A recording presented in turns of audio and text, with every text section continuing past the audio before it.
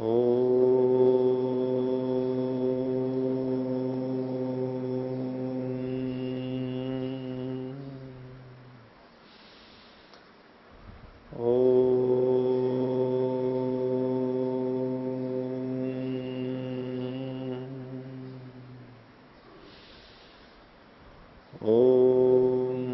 सहनाववतु सहनौ भुनक्तु सह वीर्यं करवावहै तेजस्विनावतीतमस्तु मा विद्विषावहै। ओम शांति शांति शांति। वैशेषिक दर्शन की 10वीं कक्षा।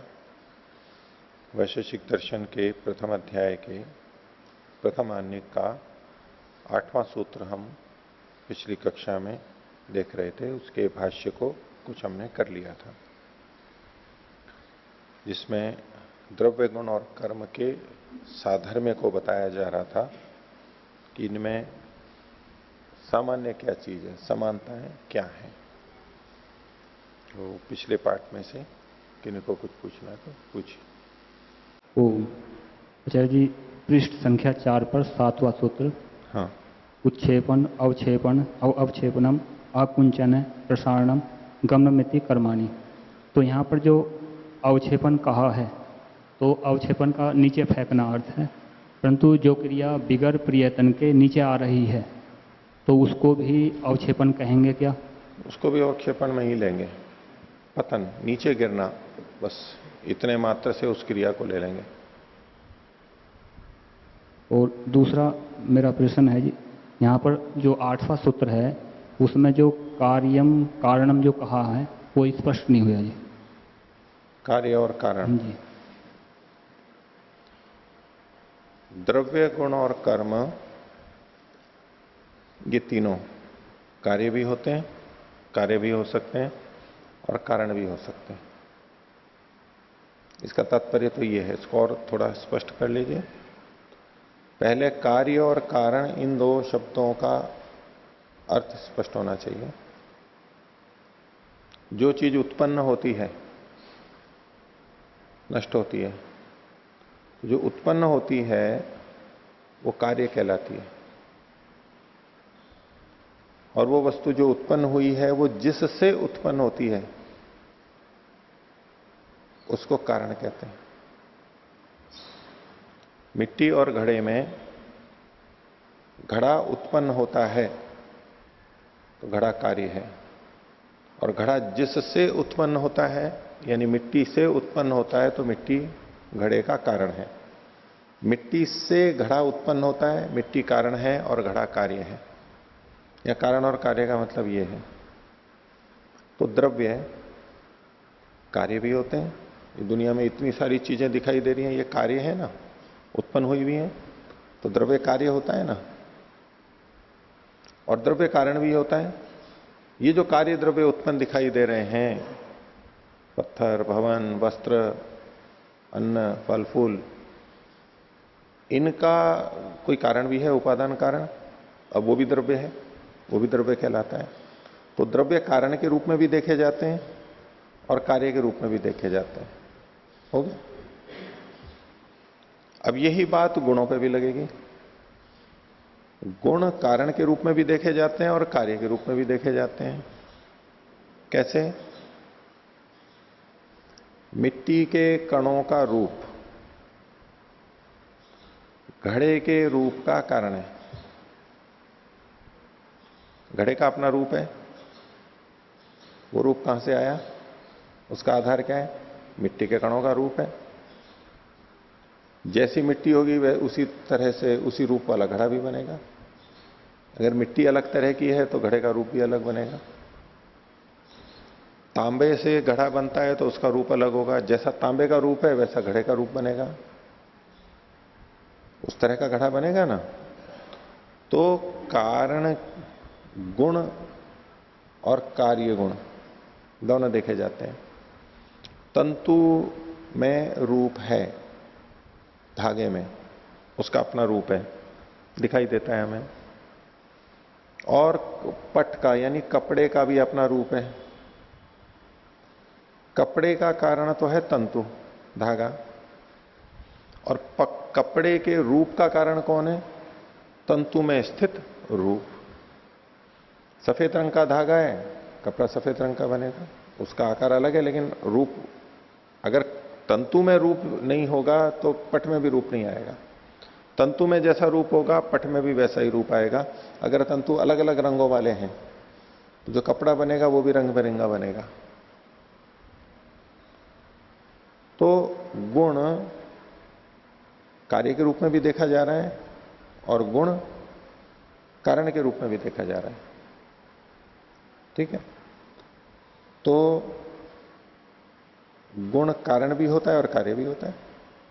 जैसे द्रव्य कारण और कार्य दोनों होते हैं, ऐसे गुण भी कारण और कार्य दोनों होते हैं। ये दोनों में समानता होगी, द्रव्य और गुण में। ऐसा ही कर्म के लिए लीजिए। कर्म उत्पन्न होता है, ये हम सबको पता है।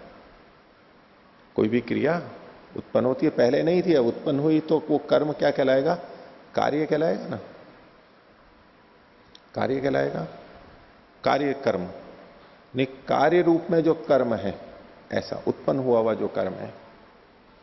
और ये जो कर्म या क्रिया है, ये किसी का कारण भी बनती है। जैसे कि दो हाथों में क्रिया हो, तो क्रिया किस चीज का कारण बनी? संयोग का। अगर मेरे दोनों हाथों में क्रिया नहीं होती तो हाथों में संयोग हो सकता था क्या? नहीं हो सकता था, कभी भी नहीं हो सकता था। एक क्रिया करे या ये करे या दोनों करें, कुछ भी हो, लेकिन क्रिया अवश्य होनी चाहिए। बिना क्रिया के संयोग नहीं हो सकता। तो अब संयोग और कर्म में परस्पर क्या संबंध है?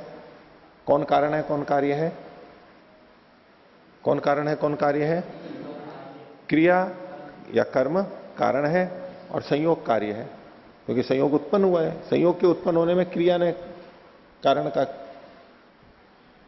भाग लिया है। तो कर्म उत्पन्न होता है, इसलिए वो कार्य भी होता है।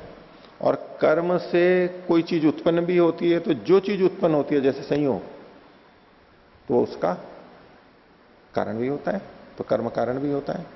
तो कार्यम कारणम, द्रव्य गुण और कर्म, ये तीनों कार्य भी होते हैं और कारण भी होते हैं। ये इनमें समानता है। ठीक है, और कोई बोलिए।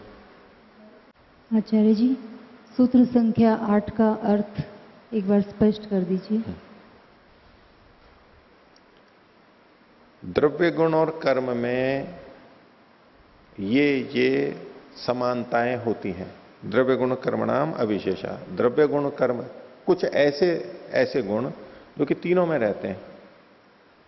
वो कौन से हैं? सत, अनित्यम, द्रव्यवत, कार्यम, कारणम, सामान्य, विशेष। ये जो सारे हैं, ये द्रव्य गुण और कर्म तीनों की समानता है। बस ये सूत्रार्थ है।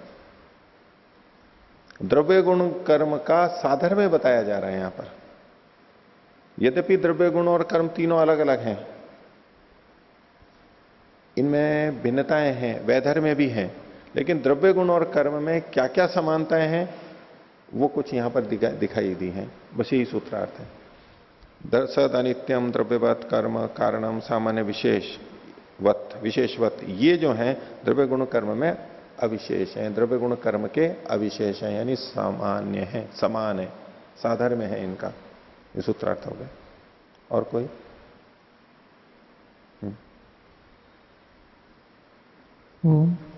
आचार्य, सामान्य विशेष का मतलब क्या है? सामान्य, सामान्य का मतलब है समानता, विशेष का मतलब है भिन्नता। दो वस्तुओं में समानता है, ठीक है, किसी भी तरह की समानता। यहां पर जो आपके पास माइक हैं, उनमें समानता है या विशेषता है? समानता भी है। इसमें आप बोल सकते हैं, इनमें भार है, इसमें स्पर्श है, विशेषता क्या है कि कुछ हैं वो अलग रंग के हैं, कोई ये एक अलग रंग का है, रंग में भेद है, भिन्नता भी है। तो समानता जब होती है उसको सामान्य बोलते हैं। आम के जितने पेड़ हैं उनमें कुछ समानताएं हैं, नीम के जितने पेड़ हैं उनमें आपस में कुछ समानताएं हैं, कुछ एक जैसी पत्तियां होती हैं, एक जैसे फल होते हैं, एक जैसे तने होते हैं, ये समानता कहलाती है, ये सामान्य है। और उनमें विशेषता भी होती है। आम का पेड़ और नीम का पेड़ आपस में भिन्न भिन्न है, ये विषय भी आ जाएगा भाष्य के अंदर भी और आएगा, ये सूत्र भी पूरा नहीं हुआ है हमारा। और आम के भी अलग अलग पेड़ों में परस्पर भिन्नता होती है, हम पहचान लेते हैं ये आम का पेड़ अलग है, ये आम का पेड़ अलग है, उसकी टहनियां पत्ते वो कुछ अलग अलग होते हैं, कोई छोटा होता है कोई बड़ा होता है, रंग में अंतर हो सकता है, पत्ते के रंगों में भी थोड़ा थोड़ा अंतर हो सकता है। आम के पेड़ भी पता लगते हैं हमारे को। तो जिससे भिन्नता पता लगती है वो तो है विशेषता, विशेष। और जिससे एक जैसापन लगता है कि हाँ ये और ये तो एक ही चीज है, यही वही चीज है, वही ये चीज है, इसको कहते हैं सामान्य। और कोई बोलो। ओम 7वें सूत्र में उत्क्षेपण आया है। उत्क्षेपण जो ऊपर उठना जो क्रिया होती है वो प्रयत्न पूर्वक लिया जा सकता है क्या? वो प्रयत्न पूर्वक जो क्रिया होती है ऊपर उठने की, प्रयत्न पूर्वक। हाँ जी। हाँ ठीक है, प्रयत्न पूर्वक होगी। और बेग को फिर किस तरह से देखेंगे? बेग और बेग बेग बेग जो संस्कार में आया है, बेग। वेग। हाँ जी। हाँ तो बेग जो होता है जो ऊपर जैसे रॉकेट का ऊपर जाना, तो वो भी बेग के थ्रू ले सकते हैं। वेग से कर्म उत्पन्न होता है, वेग से हाँ जी। कर्म उत्पन्न होता है, कर्म से फिर वेग उत्पन्न होता है, फिर वेग से कर्म उत्पन्न होता है, ये होता रहता है, ऐसा मानता है। ठीक, बोलो जी। 3 चीज़ों को अर्थ कहा था, द्रव्य, गुण और कर्म को, और बाकी जो सामान्य, विशेष और समवाय, इनको इन्हीं में अंतर्भावित कर दिया था। तो क्या ये तीनों एक एक में अंतर्भावित हैं, या तीनों में, ये जो तीनों हैं वो एक में ही आएंगे या अलग अलग में आएंगे? ये तीनों इनमें रहते हैं, बस केवल इतना का है। सामान्य, विशेष और समवाय द्रव्य गुण कर्म से अलग हैं जी।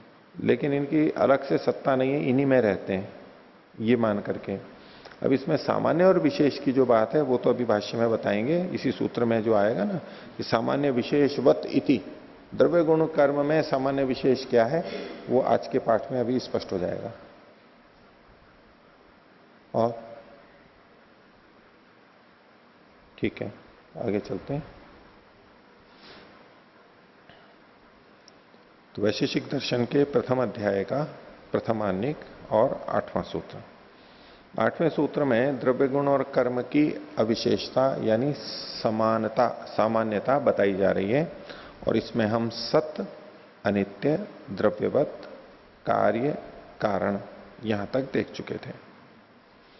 अब कह रहे हैं सामान्य विशेषवत इति, सामान्य और सामान्य वाला होना और विशेष वाला होना, यह भी द्रव्य गुण कर्म की समानता है। द्रव्य में भी सामान्य रहता है, गुण में भी सामान्य रहता है और कर्म में भी सामान्य रहता है। विशेष, द्रव्य में भी विशेष रहता है, गुण में भी विशेष रहता है और कर्म में भी विशेष रहता है। अर्थात द्रव्य, गुण और कर्म तीनों में सामान्य भी रहते हैं और विशेष भी रहते हैं। द्रव्य में सामान्य विशेष दोनों रहते हैं, गुण में सामान्य विशेष दोनों रहते हैं, कर्म में सामान्य विशेष दोनों रहते हैं।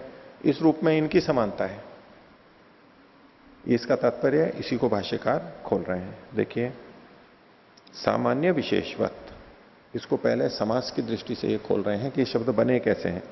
तो सामान्यम च विशेषंच विशेषश्च सामान्य विशेषौ, ये द्वंद्व समास कर दिया, सामान्य और विशेष दो। फिर कहा तदवत्वम सामान्यवत्वम विशेषवत्वम च, उस वाला होना, तदवत्वम उस वाला, तो सामान्य वाला होना और विशेष वाला होना। सूत्र में जो सामान्य विशेषवत लिखा हुआ है, ये वत दोनों से जुड़ेगा, सामान्यवत विशेषवत, सामान्य वाला और विशेष वाला। तो तदवत्वम सामान्यवत्वम विशेषवत्वम च। अब सामान्य और विशेष क्या है, इसी को भाष्यकार स्वयं खोल रहे हैं। अनुवृत्ति धर्मत्वम सामान्यम, अनुवृत्ति के वाला धर्म, अनुवृत्ति वाला धर्म होना सामान्य कहलाता है।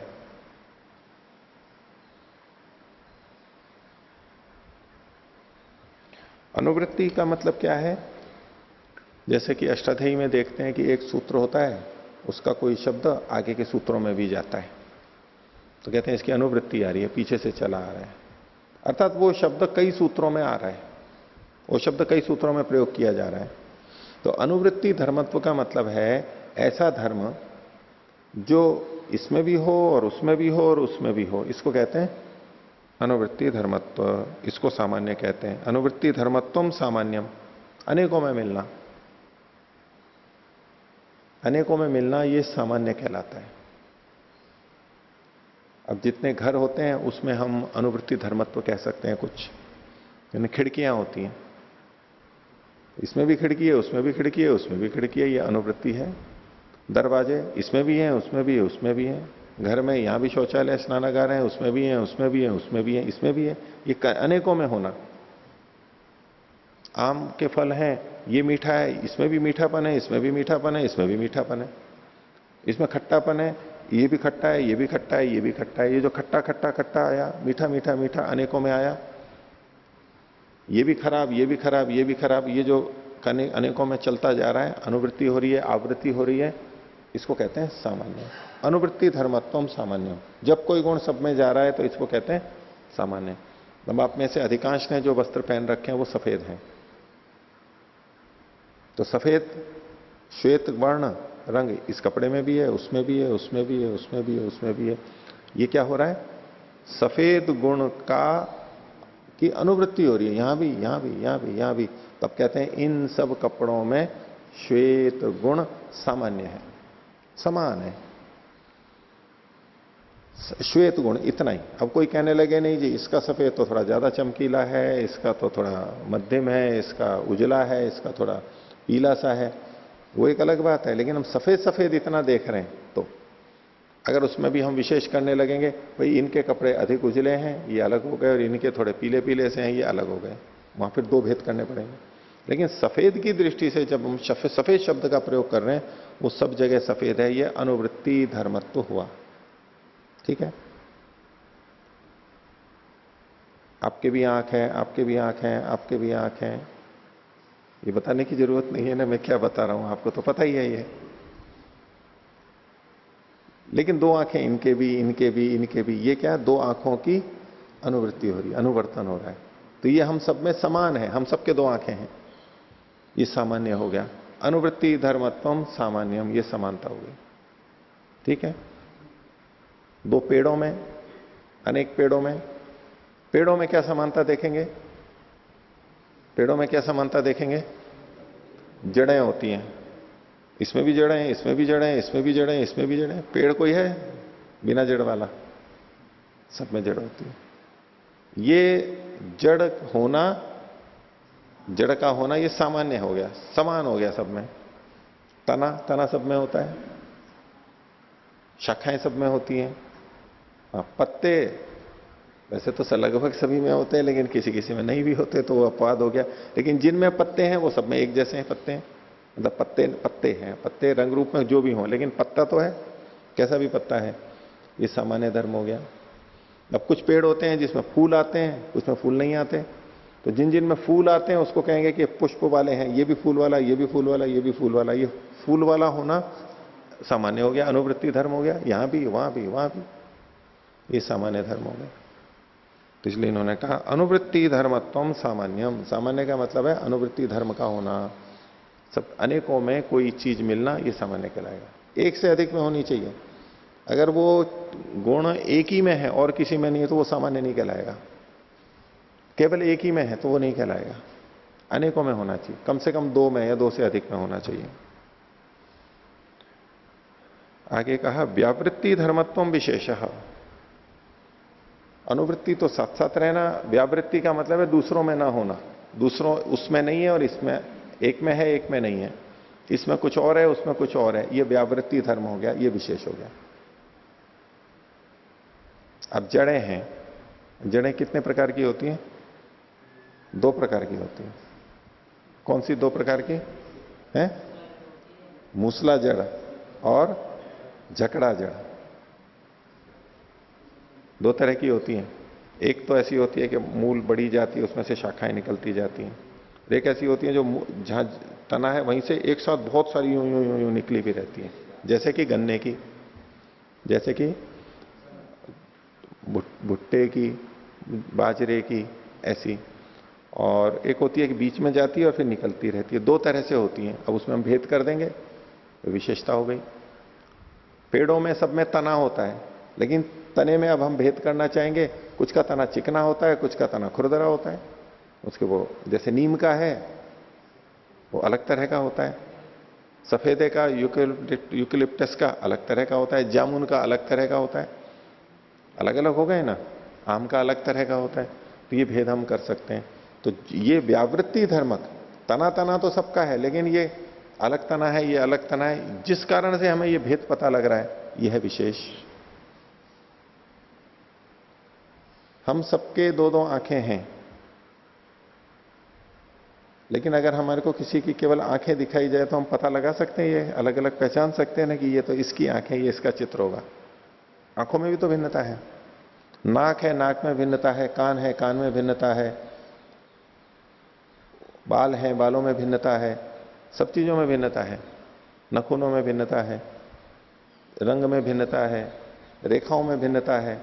अब ये जो हमारी रेखाएं हैं, मान लो अंगूठे की, वो कहते हैं ना कि दूसरे के एक से किसी से नहीं मेल खाती है, कुछ ना कुछ भिन्नता रहेगी। अब ये कैसा धर्म है? ये व्यावृत्ति करने वाला है, दूसरों से अलग करने वाला है, ये विशेष कहलाता है। अपने आप में अद्भुत, यूनिक होता है, वो दूसरा कोई नहीं होता वैसा। आंख की पुतली भी होती है, वो दो व्यक्तियों की कभी भी नहीं मिलती है, एक जैसी नहीं होती है। कोशिकाओं में हमारे डीएनए आरएनए गुणसूत्र हैं, वो भी दो जनों के एक जैसे नहीं होते, कुछ ना कुछ भेद मिलता है। जुड़वा में भी नहीं होते, कुछ ना कुछ भेद मिलता है वहां पर। ये जो कहते हैं व्यावृत्ति धर्म, भेद करने वाला, ये कहते हैं विशेष।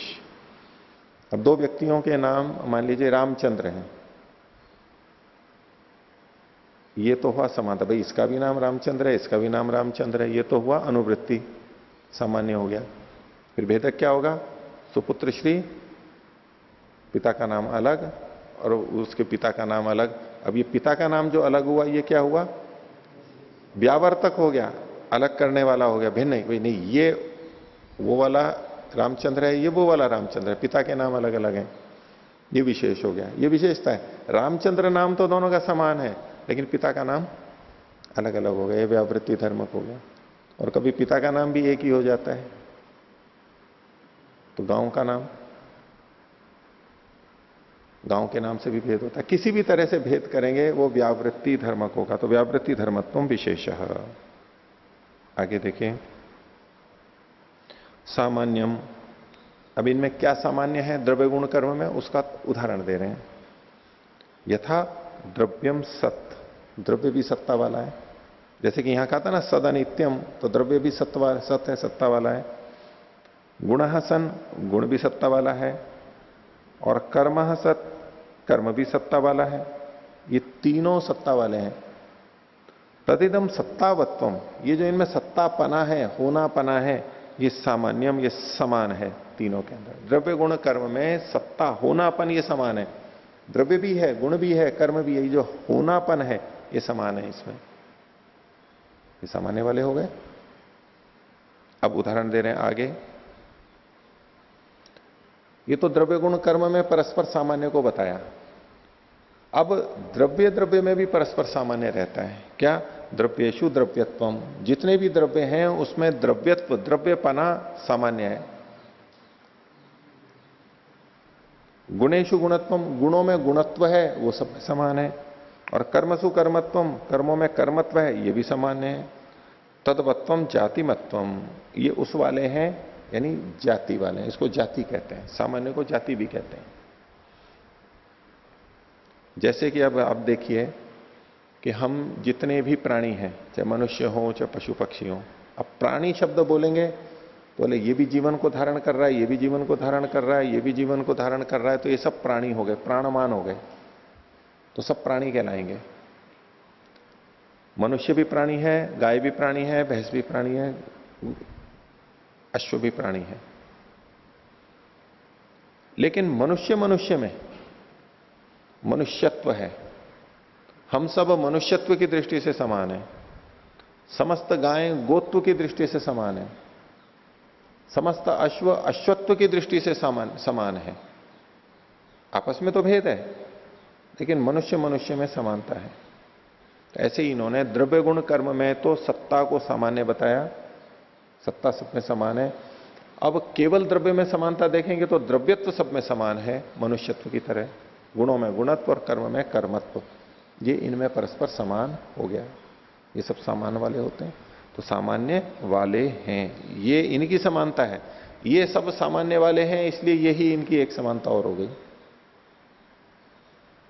आगे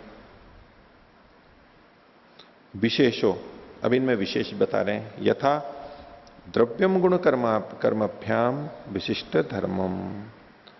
द्रव्य जो होता है वह गुण और कर्म से भिन्न धर्म वाला होता है। द्रव्य गुण और कर्म की अपेक्षा भिन्न धर्म वाला होता है, तो ये विशेष हो गया। विशिष्ट धर्मम अल्प विराम। गुणों द्रव्य कर्माभ्याम विशिष्ट धर्म अल्प विराम। गुण द्रव्य और कर्म से अलग विशेष धर्म वाला होता है, और कर्म द्रव्य गुणाभ्याम विशिष्ट धर्मम, और कर्म द्रव्य और गुण से भिन्न होता है। यानी एक को दो से भिन्न दिखाते हुए कथन किया गया। तीन थे, इनको दो से भिन्न भिन्न बताते हुए इनकी क्या क्या भिन्नता है वो आगे भी बताएंगे। अभी तो समानता है, लेकिन इनमें भिन्नता भी रहती है। अब भिन्नता को आप थोड़े रूप में ऐसे समझ लें कि द्रव्य में गुण और कर्म रहते हैं। द्रव्य में गुण और कर्म रहते हैं। पीछे देखा था, जितने भी गुण होते हैं वो द्रव्य में रहते हैं, जितने भी कर्म है वो द्रव्य में रहते हैं। लेकिन गुण में गुण नहीं रहता है और कर्म में कर्म नहीं रहता है। तो ये द्रव्य की गुण और कर्म से विशेषता हो गई। द्रव्य में गुण और कर्म रहते हैं, लेकिन गुण में न गुण रहता है न कर्म रहता है, और कर्म में भी न गुण रहता है न कर्म रहता है। तो द्रव्य की उनसे विशेषता हो गई ना। द्रव्य अलग और गुण और कर्म अलग। गुण और कर्म में भी भिन्नता होती है। द्रव्य अधिक स्थायी होता है, कर्म क्षणिक होता है। ठीक है, इसमें इन तीनों की परस्पर जो भिन्नता है वही विशेषता है। आगे देखिए, एवं विशेषवत्व द्रव्य गुण कर्मणाम स्वरूप स्वस्वरूपे ही खलु अन्योन्य भिन्न धर्मत्व भवति विशेष। द्रव्य गुण कर्म जितने भी हैं उनके अपने अपने रूप में अन्य अन्य भिन्न भिन्न धर्म होते हैं, वही उनकी विशेषता होती है, वो विशेष कहलाता है। तथा द्रव्यादिशु, अब द्रव्यों में भी फिर भेद हो जाते हैं। द्रव्यादिशु गवादयो द्रव्याणी। पहले ये बताया था कि द्रव्य जो होते हैं वो गुण और कर्म से विशेष होते हैं, भिन्न होते हैं, उसकी विशेषता होती है। अब द्रव्यों में भी गाय एक द्रव्य है, भैंस एक द्रव्य है, अश्व एक द्रव्य है, ये भी अलग अलग होते हैं, उनमें भी अलग अलग विशेषता होती है। जितने द्रव्य हैं उनमें द्रव्यत्व की समानता है, लेकिन द्रव्यों में भी जो अलग अलग द्रव्य हैं, जल एक द्रव्य है, पृथ्वी एक द्रव्य है, अग्नि एक द्रव्य है, इन द्रव्यों में भी परस्पर विशेषता होती है, एक दूसरे से विशेषता होती है। तो गवादयो द्रव्याणी, फिर रूपादयो गुणाः। गुण पहले तो कहा था गुण द्रव्य और कर्म से भिन्न होते हैं, गुण द्रव्य और कर्म से भिन्न होते हैं। अब जितने गुण हैं उनमें भी परस्पर भिन्नता होती है, विशेषता होती है। रूप गुण अलग है, रस गुण अलग है, गंध गुण अलग है, इत्यादि। जितने गुण हमने पीछे देखे वो गुण सब परस्पर भिन्न भिन्न है, तो गुणों में भी परस्पर विशेषता होती है। तो गुण विशेषता वाले भी हो गए, विशेष भी हो गए। गुण सामान्य भी होते हैं और गुण विशेष भी होते हैं, दोनों वाले हो गए। आगे, उत्क्षेपणादीनि कर्माणि व्यक्तयो विशेषः। और कर्म द्रव्य और गुण से भिन्न होता है, इसलिए विशेष होता है, कर्म में विशेषता होती है। और कर्मों में भी जो 5 कर्म बताए गए थे, उत्क्षेपण, अवक्षेपण, आकुंचन, प्रसार और गमन, इनमें भी आपस में भिन्नता है, विशेष है ये। तो कर्म में भी विशेष रहता है। ये व्यक्ति विशेष कहलाते हैं। तद्वत्वम च तेषाम अपि विशेषवत्वम इति उत्प्रेक्ष्यम। तो ये जो उस वाले जो हैं, ये भी जिस जिस वाले हैं उनमें भी विशेषता देखी जा सकती है, ये विशेष कहलाते हैं। तो द्रव्य गुण और कर्म सामान्य भी होते हैं और विशेष भी होते हैं। ये इनका साधर्म में बता दिया गया। हो गया आपका प्रश्न का? हो गया समाधान? आगे देखिए। अब 9वें सूत्र की भूमिका है द्रव्य गुणयो साधर्म्यम समान धर्म प्रोच्यते। अब द्रव्य और गुण का परस्पर साधर्म्य कहा जा रहा है। पिछले सूत्र में द्रव्य गुण कर्म तीनों की समानता बताई जा रही थी और अब द्रव्य और गुण की समानता बताई जा रही है। इसका मतलब यह हुआ अब जो चीज बताने जा रहे हैं वो द्रव्य और गुण में तो होती है समान, लेकिन कर्म में नहीं होती है। अगर वो चीज कर्म में भी होती तब तो पिछले सूत्र में ही लिख देते, उसको भी जोड़ देते कि भाई द्रव्य गुण कर्म में तीनों समानताएं हैं। अब कुछ चीज ऐसी है जो दो में तो एक जैसी मिल रही है, तीसरे में कर्म में नहीं है। इसलिए इन्होंने कहा द्रव्य गुणयो साधर्म्यम समान धर्म प्रोच्यते। द्रव्य और गुण में परस्पर जो साधर्म्य है, समान धर्मता है, उसको कहा जा रहा है। 9वां सूत्र है द्रव्य गुणयो सजातीय आरंभकत्वम साधर्म्यम। द्रव्य और गुण में साधर्म्यम साधर्म्य होता है क्या? सजातीय आरंभकत्वम, अपनी जाति की चीज को उत्पन्न करना। आरंभकत्व मतलब उसको शुरू करना है। उत्पत्ति जब होती है वो शुरू ही तो होती है उसकी। तो अपने जाति के वस्तु को उत्पन्न करना, ये इनमें साधर्म्य होता है। अर्थात द्रव्य से द्रव्य उत्पन्न हो सकता है, द्रव्य द्रव्य को उत्पन्न करता है। मिट्टी एक द्रव्य है, घड़ा एक द्रव्य है, मिट्टी घड़े को उत्पन्न कर रही है, तो द्रव्य द्रव्य को उत्पन्न करता है। ये सजातीय को उत्पन्न करना है। समान जातीय किस दृष्टि से देख रहे हैं? ये भी द्रव्य है, वो भी द्रव्य है, इस रूप में। द्रव्य सजातीय का उत्पादक होता है, उत्पन्न करता है, और गुण भी सजातीय को उत्पन्न कर देता है। रूप गुण को उत्पन्न कर देता है, रस गुण को उत्पन्न कर देता है। जैसे धागे का रूप गुण कपड़े के रूप गुण को उत्पन्न कर देता है, तो गुण से गुण उत्पन्न हुआ ना। ये भी गुण है, धागे का रूप भी गुण है और कपड़े का रूप भी गुण है। तो एक गुण गुण होना ये सजातीय हो गया, गुणत्व समान है, सजातीय है, वो उसको उत्पन्न कर देता है। ऐसे ही मीठा है, चीनी है, मीठी है, अब वो जिस जिस चीज में डलेगी उस तरह से उसको मीठा करती जाएगी, समान जातीय को उत्पन्न कर देती है, हो जाते हैं। तो इसी तरह से गंध है, इसी तरह से रस है, स्पर्श है, वो सजातीय को उत्पन्न कर देते हैं। तो द्रव्य और गुण ये अपने सजातीय को उत्पन्न करते हैं, ये साधर्म्य है। तो इससे क्या पता लगा कि कर्म अपने सजातीय को उत्पन्न नहीं करता, यानी कर्म से कर्म उत्पन्न नहीं होता है। इसको आगे बताएंगे। भाष्य देखिए, द्रव्य गुणयो हो अर्थात द्रव्याणाम गुणानाम च, द्रव्य और द्रव्यों में और गुणों में सजातीयारंभकत्व समान जातीया नाम उत्पादकत्व, अपने समान जाति वालों का उत्पन्न करनापन, साधर्म्यम समान धर्मत्वम अस्ति, समान धर्मता होती है। इसी को खोलते हुए आगे कहते हैं तदेव उच्यते। 10वां सूत्र,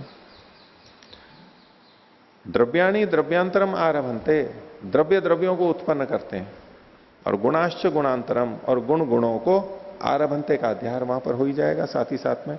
द्रव्य द्रव्य को उत्पन्न करते हैं, गुण गुण को उत्पन्न करते हैं। जो पिछले सूत्र में कहा था उसी बात को खोलते हुए यहां पर बताया गया है।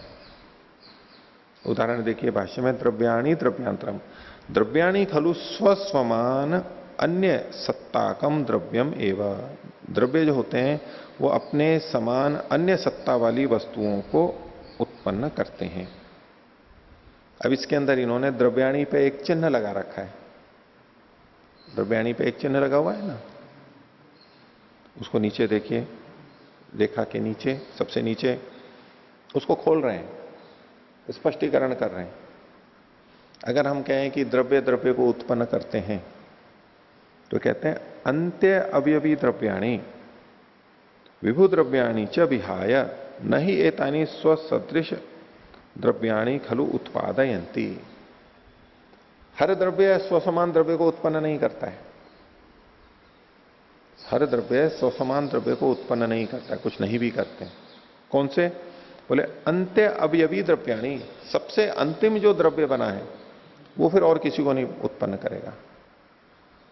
जो सबसे अंतिम है वो उसको नहीं, आगे और नहीं उत्पन्न करेगा। जो सबसे मूल कारण है वो उस अगले को उत्पन्न करेगा, वो उसको उत्पन्न करेगा, वो उसको उत्पन्न करेगा, लेकिन जो अंतिम बन गया है वो किसी को उत्पन्न नहीं करेगा।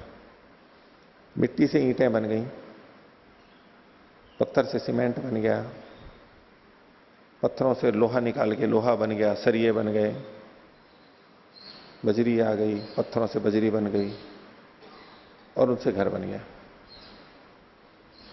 ठीक है, घर से क्या बनेगा? घर से क्या बनाओगे? बन गया बस। अब यूं कहो कि भाई घर से हम मोहल्ला बना लेंगे घर से शहर बना लेंगे हम, तो ठीक है, वो शहर भी बना लिया। चलो कल्पना करो गांव बना लिया। गांव से क्या बनाएंगे? एक गांव।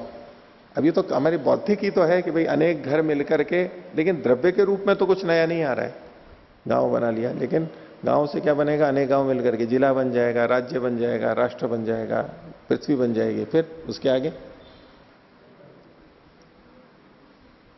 मिट्टी से हमने सकोरा बना लिया, घड़ा बना लिया, अब उससे क्या बनाएंगे? कुछ नहीं। हाँ, बच्चे खेलते हुए कुछ बना लें, घर वर एक के ऊपर एक घड़ा रख के, तो वो एक अलग बात है। और उसको भी बना लिया मान लो किसी ने, फिर उसके बाद में उससे कुछ और बनाएंगे क्या? कुछ नहीं। तो ऐसे बना, इससे वो बनते बनते जो अंतिम चीज आ गई, अब उससे और कुछ नहीं बनता है। तो वो जो अंतिम है वो अपने समान द्रव्य को उत्पन्न नहीं करती है। वो तो अंतिम है, वो और किसको उत्पन्न करेगी? उस और किसी को उत्पन्न नहीं करेगी, बस खत्म। आजकल जैसे इलेक्ट्रॉनिक घड़ियां आती हैं, वो अनेक घटकों से मिलकर बन गई, बन के खराब हो गई। अब खराब होने के बाद में फेंक दो तो कचरा ही बनेगा और कुछ नहीं, उससे कुछ बनती चीज नहीं है, चीज गई बस वो तो। ऐसे तो जो अंत्य द्रव्य होते हैं वो और किसी द्रव्य को उत्पन्न नहीं करते हैं, जो भी अंतिम हो। अगर आप उसके आगे कुछ एक दो चीजें और बना लेते हो तो बना लो, चलो, फिर भी कहीं तो अंत आएगा, उसके आगे फिर कुछ नहीं बनेगा। तो उन अंत्य द्रव्यों को छोड़ करके बाकी द्रव्य एक कार्य को उत्पन्न करते हैं। मैंने कहा अंत्य अवयवी द्रव्याणी, फिर कहा विभू द्रव्याणी च। जो विभू द्रव्य होते हैं वो भी दूसरी चीज को उत्पन्न नहीं करते हैं। विभू द्रव्य होते हैं वो दूसरे को उत्पन्न नहीं करते, जैसे कि परमात्मा। परमात्मा से कोई चीज उत्पन्न नहीं होती है। ये उपादान कारण के रूप में बात चल रही है, निमित्त कारण के रूप में नहीं। परमात्मा निमित्त कारण के रूप में, कर्ता के रूप में तो सृष्टि को बनाता है, लेकिन उपादान कारण के रूप में उससे कोई चीज नहीं बनती है। अद्वैतवादी जो ब्रह्म ही है, ब्रह्म से ही ये सारा जगत बना है, वो तो ऐसा मानते हैं कि ब्रह्म एक था और उसी से ही ये सारा जड़ जगत भी बन गया है। उनकी दृष्टि से ब्रह्म उपादान कारण है इस संसार का। उस ब्रह्म यानी परमात्मा, ईश्वर भी एक द्रव्य है और उससे ये दूसरे द्रव्य कार्य जगत बन गया, ऐसा वो मानते हैं। निमित्त कारण भी वही है और उपादान कारण भी वही है। इसको बोलते हैं अभिन्न निमित्तोपादान कारण। ब्रह्म कैसा है? निमित्त कारण भी है, उपादान कारण भी है और अभिन्न है, एक ही है।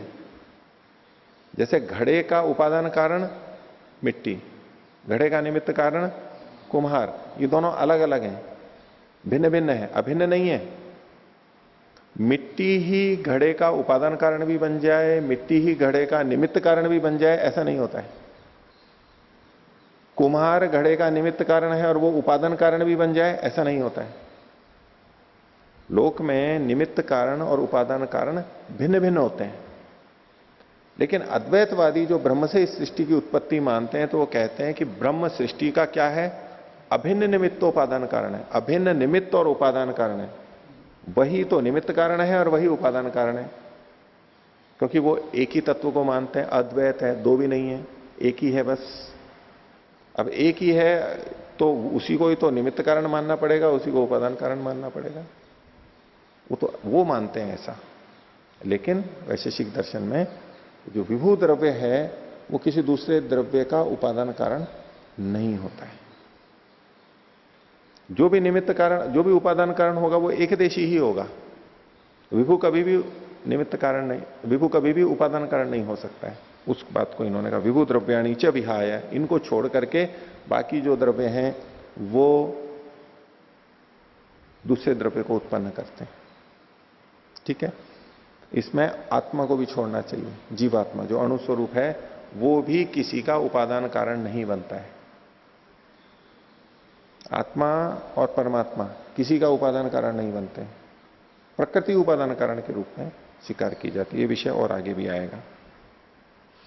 तो देखिए, द्रव्याणि द्रव्यांतरम, द्रव्य दूसरे द्रव्य को उत्पन्न करते हैं। स्व समान अन्य सत्ताकम द्रव्यमेव, अपने समान ही भिन्न किसी सत्ता वाले द्रव्य को उत्पन्न कर देते हैं।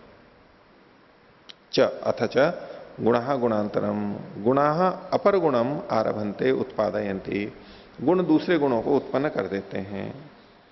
अब बहुत सारे गुण दूसरे गुणों को उत्पन्न कर देते हैं, लेकिन सब गुण सब गुणों को उत्पन्न नहीं कर, सब गुण कुछ की को उत्पन्न करते हैं ऐसा नहीं है।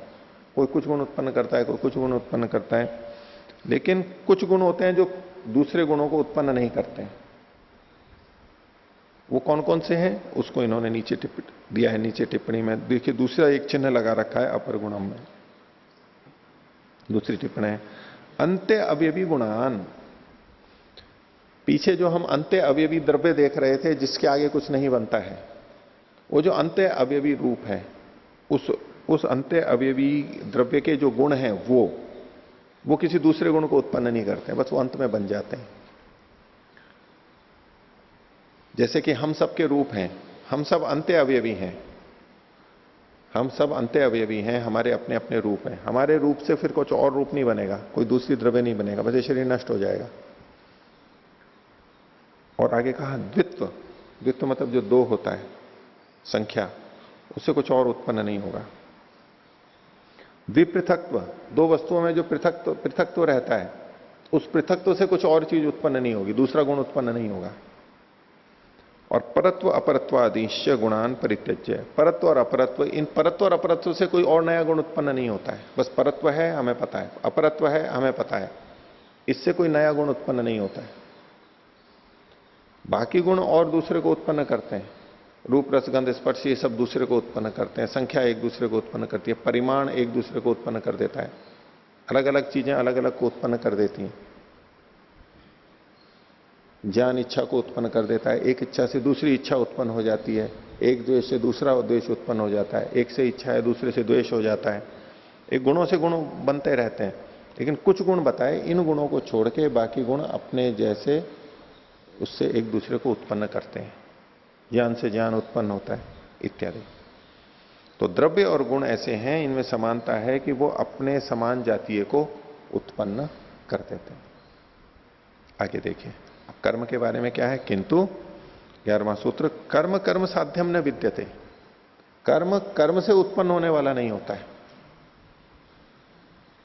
कर्म कर्म के द्वारा उत्पन्न नहीं किया जाता है। ये एक विशेष बात यहां की है। हम सामान्यतया देखते हैं कर्म से कर्म उत्पन्न होता है, तो पिछली कक्षा में भी बात चल रही थी, एक कर्म से दूसरा कर्म उत्पन्न हो जाता है। एक व्यक्ति ने दूसरे को धक्का दिया, दूसरी वस्तु को, तो दूसरी वस्तु भी, वायु आ रही है बहती हुई, तो पत्तों को और चीजों को उड़ा के ले जाती है। वायु में कर्म है तो दूसरी वस्तुओं में भी कर्म कर देती है, कर्म से कर्म उत्पन्न होता हुआ हमें दिखता है। तो कहते हैं कर्म कर्म साध्यम न विद्यते, कर्म कर्म के द्वारा उत्पन्न नहीं होता है कभी भी।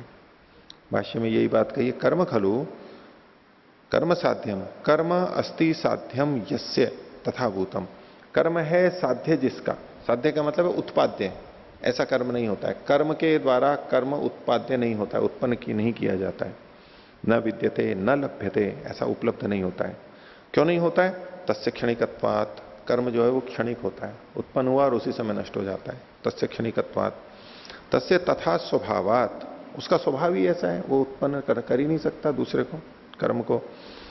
कर्म साध्यत्व अभावात, कर्म साध्य सामर्थ्य अभावात, कर्म के साध्यत्व का अभाव होने से, कर्म के साध्य की सामर्थ्य का अभाव होने से वो कर ही नहीं सकता है, उत्पन्न नहीं होता है। अब इसमें देखने की बात है कि जब हमें लेकिन दिखाई देता है एक कर्म से दूसरा कर्म हो जाता है, एक धकेलता है तो वो दूसरा आगे धकेला जाता है, वो कैसे होता है? तो एक वस्तु चलती हुई आ रही है, उसने वो दूसरे से आके लगी और दूसरी भी चल पड़ी, एक कंची से दूसरी कंची, जो मैं आपको पीछे भी बात बता रहा था। उसमें ये सिद्धांत क्या मानते हैं कि वो जो एक वस्तु चलती हुई आ रही है, वहां वेग से कर्म उत्पन्न हो रहा है, कर्म से वेग उत्पन्न हो रहा है, वो होता जा रहा है। वेग ने कर्म को उत्पन्न किया, कर्म ने वेग को उत्पन्न किया और वस्तु चलती चलती चलती चलती आ रही है। अब जब वो आकर के दूसरे से टकराती है, यूं जिस समय टकराती है, तो कर्म ने पहले संयोग को उत्पन्न किया है। कर्म ने कर्म को उत्पन्न नहीं किया, कर्म ने संयोग को उत्पन्न किया। पीछे जो बात चल रही थी कि कर्म कारण भी होता है और कार्य भी होता है, तो कर्म उत्पन्न होता है इसलिए तो कार्य है, और कर्म कारण होता है तो किसका कारण बनता है? संयोग का कारण बनता है, और वियोग का भी कारण बनता है। ये कर्म वस्तु वहां से चली आ रही है तो यहां तो संयोग होगा और दूसरी जगह से वियोग हो जाएगा। तो कर्म संयोग और वियोग का कारण है। उसी बात को यहां भी देखिए, कर्म आया हुआ, ये वस्तु यहां लगी तो पहले संयोग हुआ, और संयोग के अंदर इस वस्तु में जो वेग था, उस वेग को उसने दूसरी वस्तु में दिया, वहां पहुंच गया धक्का, और उस वेग से फिर कर्म उत्पन्न हुआ। तो कर्म से कर्म सीधा उत्पन्न नहीं हुआ, इसलिए ये कहते हैं कर्म कर्म साध्यम न विद्यते, कर्म से कर्म उत्पन्न नहीं होता है। कर्म से संयोग या वियोग होगा, कर्म से संयोग होगा, संयोग से फिर जो वेग है वो दूसरी वस्तु में जाएगा और फिर वो दूसरी वस्तु में कर्म उत्पन्न होगा। तो साक्षात कर्म से कर्म उत्पन्न नहीं होता, ये इनका तात्पर्य हुआ। परंपरा से तो कह सकते हैं, हमें जो दिखाई देता है एक कर्म से दूसरा कर्म उत्पन्न होता हुआ, वो परंपरा से होता है, और बीच की चीज हम नहीं अनुभव करते तो हम सीधा कह देते हैं कि नहीं कर्म से कर्म उत्पन्न हो रहा है। पर यहां का तात्पर्य है कि कर्म से कर्म साक्षात नहीं होता, परंपरा से तो होता ही है, बीच में संयोग और वेग को भी हम ले लेंगे। इसलिए कहा कर्म कर्म साध्यम न विद्यते। हो गया? अगला सूत्र देखिए, अथ वैधर्मी। अब दोनों में, इनमें वैधर्म्य बताया जा रहा है। द्रव्य गुण कर्म जो तीन हैं, इनमें अब द्रव्य और कर्म में, द्रव्य और गुण में भेद बताया जा रहा है। इन तीनों में भेद बताया जा रहा है। तो कहा अथ वैधर्म्य द्रव्य से गुण कर्मभ्याम वैधर्म्यम प्रदर्श्यते। द्रव्य का गुण और कर्म से भेद बताया जा रहा है। तो ऐसी बात बताई जा रही है जो द्रव्य में तो है लेकिन और गुण और कर्म में नहीं है। ऐसी कोई बात बता रहे हैं जो द्रव्य में तो है, द्रव्य में तो देखी जाती है, लेकिन गुण और कर्म में नहीं देखी जाती। वो क्या है? तो 12वां सूत्र है, न द्रव्यम कार्यम कारणम च वधति। द्रव्य अपने कारण और कार्य को और कारण को नष्ट नहीं करता है। द्रव्य अपने कारण को और कार्य को नष्ट नहीं करता है। मिट्टी से घड़ा बना, मिट्टी कारण है और घड़ा कार्य है। मिट्टी भी द्रव्य है और घड़ा भी द्रव्य है, दोनों द्रव्य हैं। ठीक है, दोनों द्रव्य है ना, मिट्टी भी द्रव्य है, घड़ा भी द्रव्य है। तो मिट्टी जो द्रव्य है ये अपने कार्य को यानी घड़े को नष्ट नहीं करती है। मिट्टी घड़े को नष्ट नहीं करेगी। मिट्टी घड़े को बनाने में सहयोगी होगी, लेकिन वही मिट्टी घड़े को नष्ट नहीं करेगी। धागा जिस वस्त्र को बना रहा है उसको नष्ट नहीं करेगा, उसको बल्कि बनाएगा। तो कारण द्रव्य, जो कारण द्रव्य है वो अपने कार्य को नष्ट नहीं करता है, और दूसरा जो कार्य द्रव्य है वो अपने कारण को नष्ट नहीं करता है। कि घड़ा एक कार्य है, जिस मिट्टी से वो बना है घड़ा उस मिट्टी को नष्ट नहीं करता है। कपड़ा जिन तंतुओं से बना है तो वो कपड़ा उन तंतुओं को नष्ट नहीं करता है। तो द्रव्य अपने कारण और कार्य का नाश नहीं करता है। उपादान कारण अपने कार्य का नाश नहीं करता है, और जो कार्य द्रव्य है वो अपने उपादान कारण का नाश नहीं करता है। न द्रव्यम कार्यम कारणम च वदति, नष्ट नहीं करते हैं एक दूसरे को। ये इसकी विशेषता है द्रव्य की। भाष्य देखिए, इसी बात को कहा है द्रव्यम। द्रव्य का मतलब द्रव्य पद वाच्यम वस्तु, द्रव्य पद से, शब्द से जिसको कहा जाता है वो द्रव्य है। कार्यम कारणम च न वदति, स्वकार्यम, अपने कार्य को। कौन है? स्वान्वयी द्रव्यम, अपने में अन्वित द्रव्य को, कार्यभूतम, जो कार्य के रूप में है उसको, तथा अनुगत गुणम कार्यम, और अपने में स्थित जो गुण है, कार्य है, उसको भी। यहां अल्प विराम लगा लेना, तथा अनुगत गुणम कार्यम, अल्प विराम। एक बात और इन्होंने कही कि द्रव्य अपने में स्थित गुण को भी नष्ट नहीं करता है।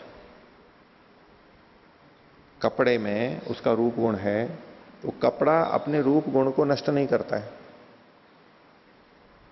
उसमें रहता है। बल्कि मिट्टी का अपना रूप गुण है, तो मिट्टी अपने रूप गुण को नष्ट नहीं करती है।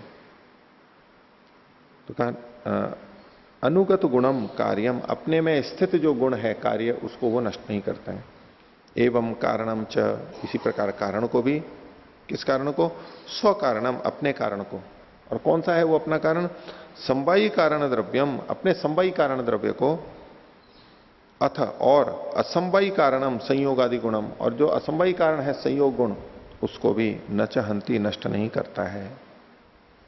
कपड़ा अपने संवाई कारण तंतु को नष्ट नहीं करता है, और कपड़ा अपने असंवाई कारण तंतुओं के संयोग को भी नष्ट नहीं करता है। न तो तंतु को नष्ट करता है, न तंतुओं के संयोग को नष्ट करता है कपड़ा। घड़ा न तो मिट्टी को नष्ट करता है, न मिट्टी के कणों में जो संयोग होता है उसको नष्ट करता है।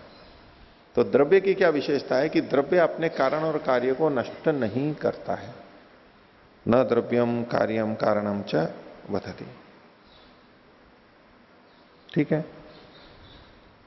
अब कहते हैं कि गुण कैसे होते हैं।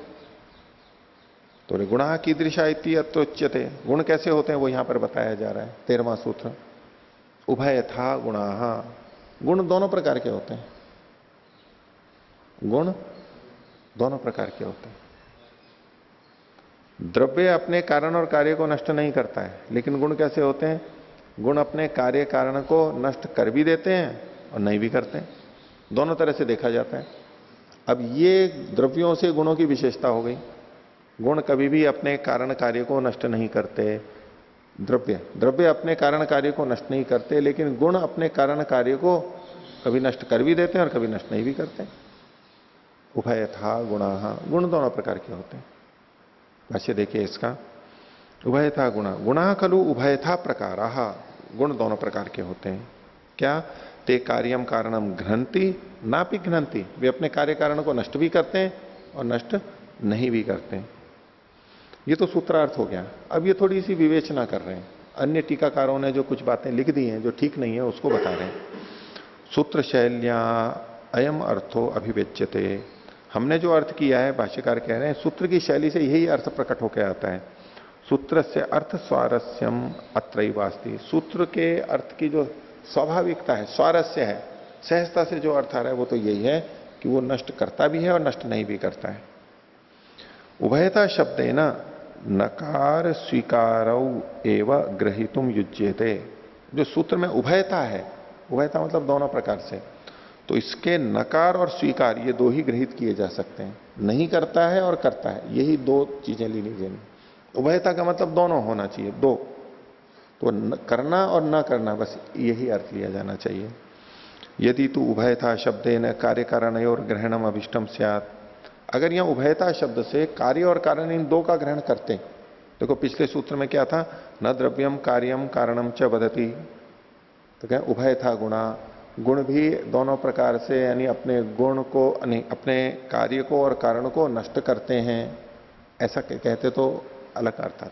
उभयथा से यदि दो में कारण और कार्य, इसको अगर ले लेंगे तो फिर सूत्र गलत हो जाएगा। उभयता में लेना है करता है और नहीं करता है। यदि कार्य और कारण ग्रहण अभिष्ट होता सूत्रकार को, तो अभ्युपगम से बोल रहा है भाष्यकार, मान करके कि अगर ऐसा होता तो सूत्र क्या होता है, न तथा गुणा इति सूत्रेण भवितव्यम, गुण ऐसे नहीं होते ये कहते। द्रव्य अपने कार्य कारण को नष्ट नहीं करता है। और गुण कैसे? न तथा गुणा, गुण ऐसे नहीं होते, यानी वो अपने कार्य और कारण को दोनों को नष्ट कर देते हैं। लेकिन यहां तात्पर्य ये नहीं है गुण अपने कार्य कारण को नष्ट कर देते हैं, ये तात्पर्य नहीं है। यहां तात्पर्य है कार्य, यहां तात्पर्य है गुण अपने कार्य और कारण को नष्ट कर भी देते हैं और नहीं भी करते हैं। यहां उभयता को देखना है। इति सूत्र है ना भवितव्यम ते गुणास्तु कार्य कारण बधका। वे जो गुण हैं वे कार्य और कारण के को नष्ट करने वाले भी होते हैं। बधका एव इति अर्थ समापद्येत अनायासेन, कि वे गुण कार्य और कारण को नष्ट भी करते हैं, ये अनायासी यहां पर अर्थ निकल करके आता है। अन्य टीकाकारों को कह रहे हैं यद्यपि उपस्कार विवृत्ति व्याख्योर एशो अर्थो विहित, उपस्कार और विवृत्ति नाम के कोई भाष्य हैं, उन्होंने इसी तरह से अर्थ किया है, परंतु न स सूत्र शैलिया लभ्यते, लेकिन सूत्र शैली से स्वभावतः यह अर्थ ठीक नहीं है। चंद्रकांत भाष्यम तू सूत्रानुसारी प्रतिभाति, लेकिन चंद्रकांत नाम का भाष्य है वो सूत्र के अनुसार ही है, जैसा कि भमुनि जी ने यहां पर किया है। वधती च ना भी वधती, नष्ट भी करता है और नहीं भी नष्ट करता है। उभयता प्रवृत्ति गुणानाम, गुणों की प्रवृत्ति दोनों प्रकार की होती है, ये दोनों प्रकार से देखे जाते हैं। अब इसके उदाहरण हैं वो भाष्यकार ने आगे दिए, इसको हम बाद में देखेंगे। प्रणव